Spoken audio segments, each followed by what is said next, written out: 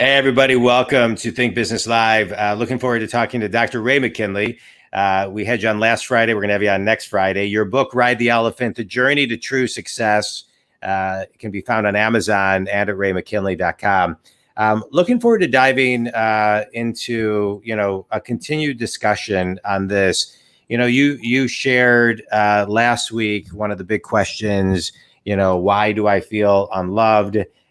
You talked about how things can emerge through quiet time. And we just kind of talked about the evolution of this book.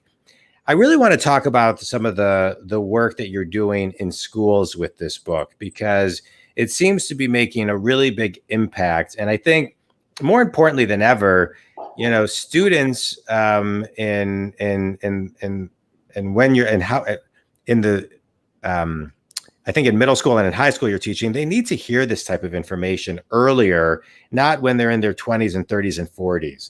So can you talk a little bit about, so for all the people whose children are in school, who maybe can talk to the principals and the superintendents, why have Ray come in and talk to the schools about the journey to true success from the mouth of Ray McKinley? Sure. Well, I just found the school to be a great laboratory for teaching this concept, and they're very willing to hear it. So many of the young people are frustrated today, and they don't have clear directions on where they're going. And I think part of that is that we have failed to communicate to them the importance of certain principles, certain key things that they need to incorporate in their life in order to have true success. Yeah. And I felt that it's hard because approaching the parents is one thing, but the parents can't always direct the kids to take on that charge, to take on that responsibility to do what they need to do. Many of these kids are enabled. We've seen that more in our society than ever. These kids have their parents do things for them.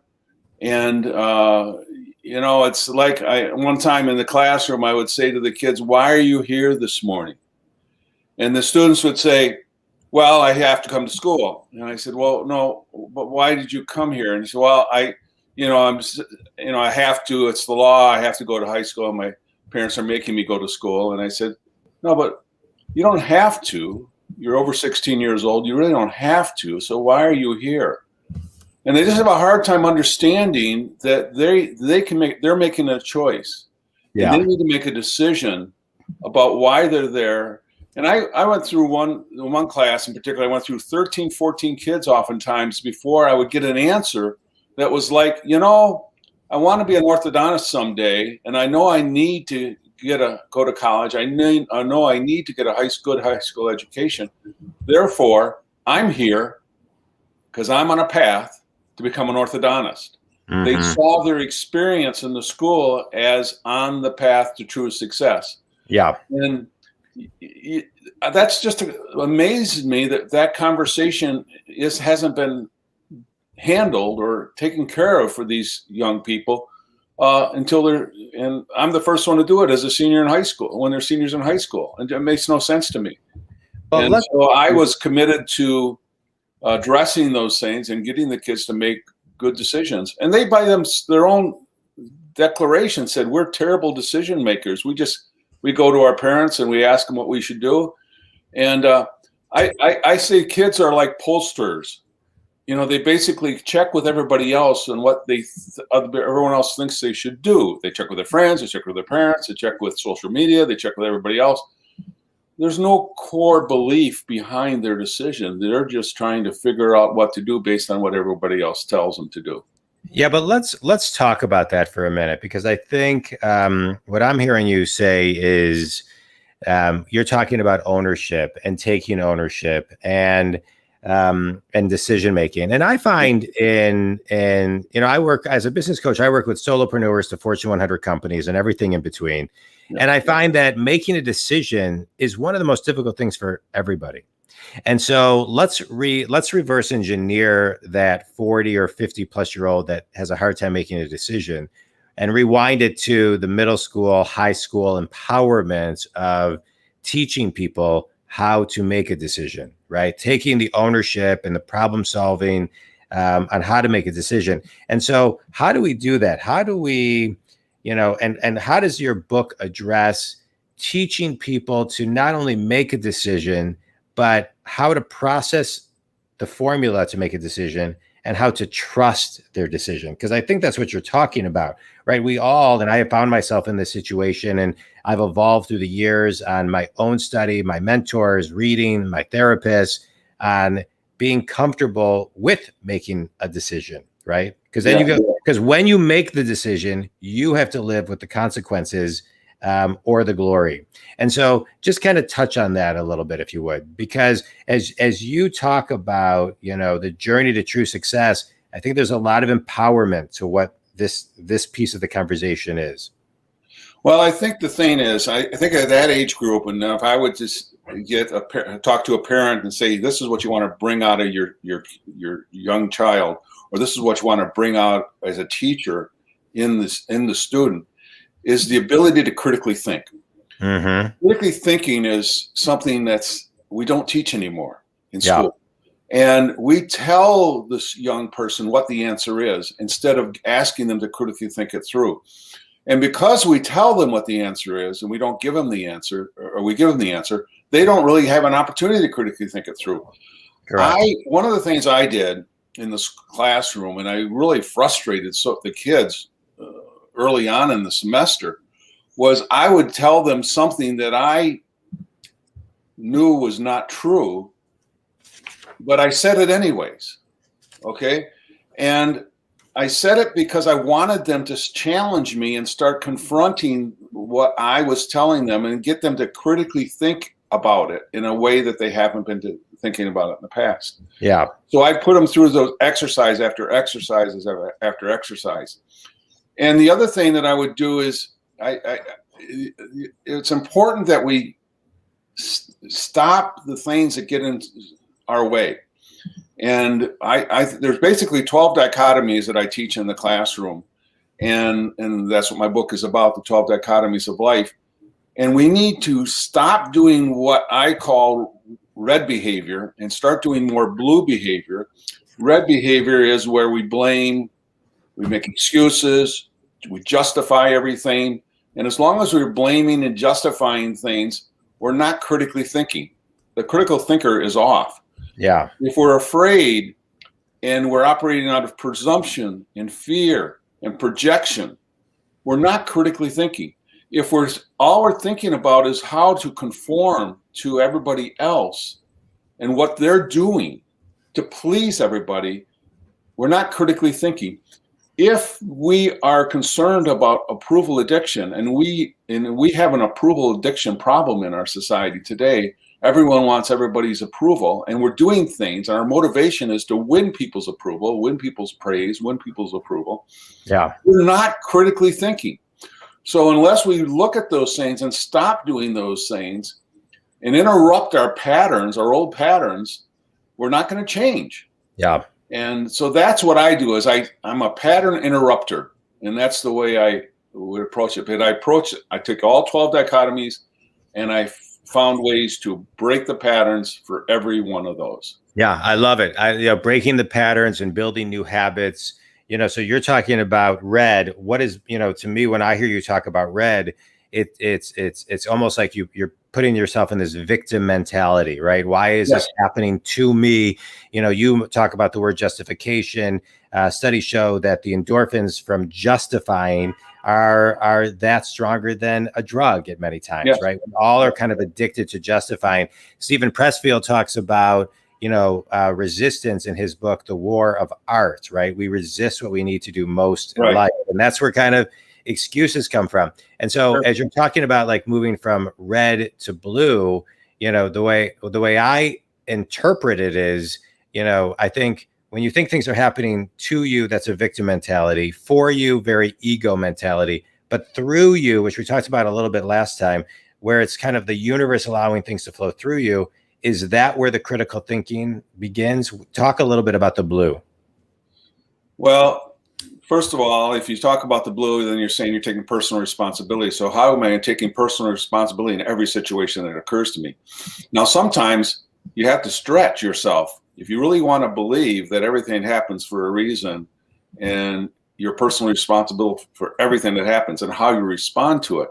Now, instead of blaming and making excuses and justifying, you're saying, okay, I didn't maybe make the best choice by choosing to go to that event with that person. And, I have some responsibility in that.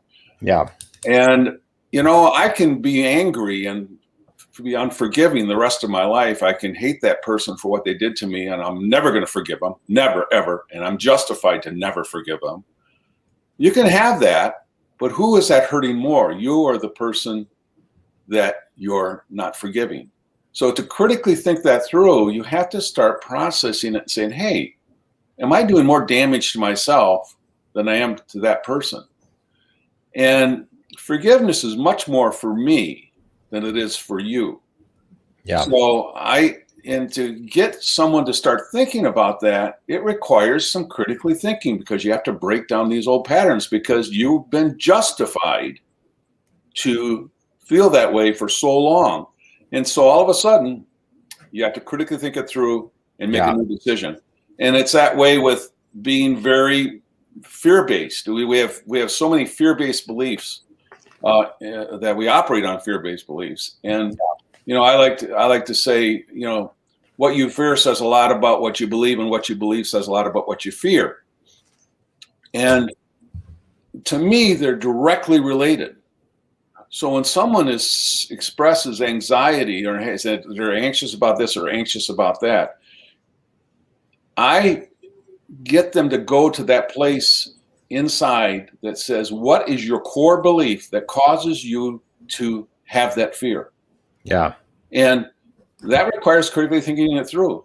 And sometimes it's asking the big question. Yeah. Big question. What I say about my fear, what I believe about my fear is that I can't do it. I'm afraid. I'm afraid I'm going to be not liked. Fear of rejection. Whatever that fear is, there's a core belief that's the basis of that. Yeah, I want to talk a little bit about and provide people some tools. I love what you're saying. I hear what you're saying. Talking a lot about critical thinking. I want to kind of reverse engineer that and rewind on it a little bit, because I think it's very difficult for people who don't know how to critical think to just start critical thinking. Right? You have to look at the baby steps of critical thinking. To me, as a business coach, as I always want to get people in at times to be thinking about, to be critical thinking. I think it starts with finding the quiet space, finding the pause, finding the moments to unplug and disconnect, allowing yourself to just think, going for a walk in nature with no headphones and thinking about something, so you can reset your nervous system to even then get to the point where you can critically think, and being an observer of yourself, getting out of your head into your heart. So talk a little bit about, from your perspective, how people can begin to prep their nervous system and get to critical thinking, because what's step 0 and what's step 1? Step 1 is to, like you say, pause, take a break, have an awareness. I think the first step is to have an awareness that says to me, what I'm doing is not working. Okay, if you're totally comfortable with everything that's happening in your life, and you're living this approval addiction life, and everything's wonderful, and you're very self-centered and very narcissistic, but everything's wonderful, and you have a successful business, and your culture is going along great. People can be very successful and stay in red behavior for a lifetime. Mm-hmm. Okay, but however, if they're going to want to shift out of it, they need to have a reason. They need to have a motivation. It might be, this isn't working for me. I've lost a good employee. I lost my marriage. My son doesn't want to talk to me at 18 years old anymore. Whatever that is, that pain that we have because of we're not getting the outcomes we want. We need to stop back and say, okay, then we need to ask the question, why am I not getting the outcome? What do I need to look at? What red behavior am I blaming? Am I making excuses? Am I being judgmental? Am I value judging? Am I anxious? Am I being very self-centered? What's my motivation? Is my motivation to get the approval of others, to conform to everybody else? See, motivation is an interesting thing. Most of us are motivated. Few of us are inspired. And inspiration is something that comes from within. You talked about last week about this is something that we need to work on the inside. Yeah. What you do as a coach is you help people go to the inside. Correct. So we need to look at what inspires us versus what motivates us. And to recognize that we're motivated by expectations, and instead of being motivated by our own core beliefs. And that's what we have to start looking at and saying, why am I doing this? Because I'm meeting the expectation of X, or I'm now doing this because of Y. Right. When you start doing that, that's your clue. That's your time to say, all right, do I want to continue to be directed by other people, by what they want of me, what they expect of me, or am I going to be directed by something within? Yeah. I'm a big believer. Thank you for sharing that. I'm a big believer that motivation really has a very short shelf life. Inspiration is a long shelf life. And I think, as a business coach, you said, as a business coach, I bring, I work from the inside out. I do. And that is why, in order for people to get the best results working with me, they need to be able to do the inside work, because my methodology starts with awareness, which is from the inside. Right. And so where I have had things with clients that don't work, or that I can't work with, it's those who stay in only their head, it's only their ego, and expect me to be a magician because they don't want to go inside. So you got to go inside. And I always say to clients, like, allow me and give me the space to do my work. It works, but you got to be ready to do the work. I just want to comment on this, and I think this will be a good topic to address next Friday as we have continue this 3-part series, this being part 2. Because I think a lot of the undercurrent and the umbrella of what you're talking about is really personal fulfillment, right? Yes. And one of my favorite quotes by Tony Robbins is, "Success without fulfillment equals failure." My whole book was written based on that quote. And the Think Big movement, which can be downloaded on my website for free. But I think fulfillment is so important, personal fulfillment. Talk just kind of a couple sentences on fulfillment, and then we'll pick up fulfillment next Friday. Well, that's exactly right. I agree with you on that. And fulfillment is the key to true success. And when you start feeling more fulfilled, then some other things start to kick in. And that's what kicks in after fulfillment is now the key. Because personal fulfillment, feeling that you've arrived, feeling that you've achieved, and you are okay, and you're happy with what you've done. Self-actualization is the next step beyond that. Self-actualization now starts to occur when you say, okay, now how can I make this transition to where, yes, this is good for me. Right. How do I make it good for others?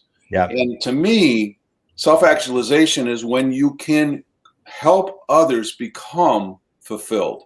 Yep. Most people are not fulfilled. Even the patients that come in my office, it's so hard to see their lack of fulfillment in their life sometimes. Yeah. And, you talk to a lady that, how you doing with your retirement? Everything's wonderful. And she says, well, I'm not doing much retirement now because my 40-year-old son moved back into the house, and I'm spending all my money to take care of him and his family. And it's like, how sad is that she now has spent her whole life preparing for retirement, and then this is such an empty vessel for her now. And she doesn't even feel good about it. She's frustrated. She's unhappy. She's angry. And it's like, when we reach true success, we are now making a difference for other people as well. Yeah. So that's the key, because that's the epitome of fulfillment when you can make a difference for somebody else and a difference in somebody else's life. Yeah. And affirming them and telling them how grateful you are for them is the highlight of some people's day. Yeah. And I find that even just being in alignment and fulfilled, the energy of what you give off, even if sometimes you don't say anything, does that for people. So sometimes you don't even have to say anything, but people can just sense it and feel it. We're going to pick more up on this next Friday, Ray. Sure. I always love talking to you. I'm so happy. Erica Kohler, who was actually on my podcast earlier this week, she did a phenomenal job. I saw her, and she was great. Yeah, she was great. And then she says hi to you right over there. Right. So we're going to pick this up next week. Tell everybody how they can connect with you and where they can buy your book. Yes, they can connect with me at raymckinley.com. They can also get my book there. They can also get the book at Amazon. So a couple ways to do so. Good. And here's a copy. Here's a picture of the book. Yes. That can be found at raymckinley.com. Ray, always a pleasure. I love our talks. I appreciate your time. I appreciate your insight. I appreciate your commitment to bringing out the best of others from the inside out. Then community, if Ray can help you, raymckinley.com, and his book, again, I'm going to show it right here. Ride the Elephant can be bought at raymckinley.com or at amazon.com. Ray, thanks so much. We'll pick up next week. Thank community. Thank you all. And have an awesome day. Thanks, Ray. Thanks, man.